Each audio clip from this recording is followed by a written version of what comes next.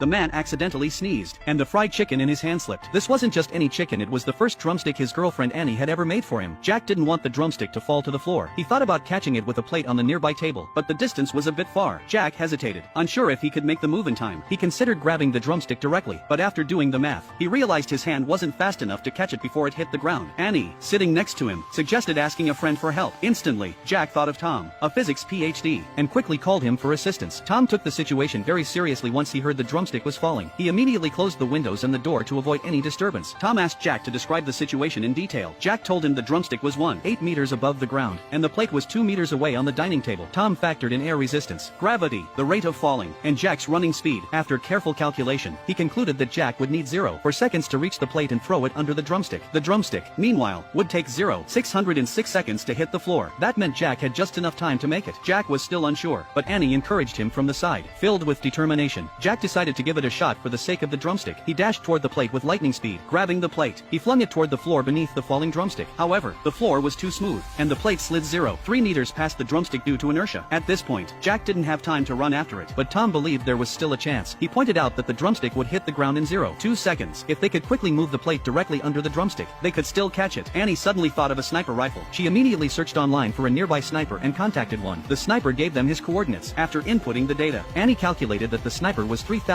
meters away from the drumstick. Tom used the wind speed, direction, air resistance, and elevation difference to precisely calculate the bullet's trajectory. Following Tom's data, the sniper set up his rifle and adjusted it to the perfect angle. According to Tom's instructions, the sniper decisively pulled the trigger. The bullet tore through the air and struck the plate with pinpoint accuracy. The impact pushed the plate directly under the falling drumstick. The drumstick landed perfectly on the plate. Jack and Annie were overjoyed. Thanks to science and teamwork, Jack had saved the drumstick.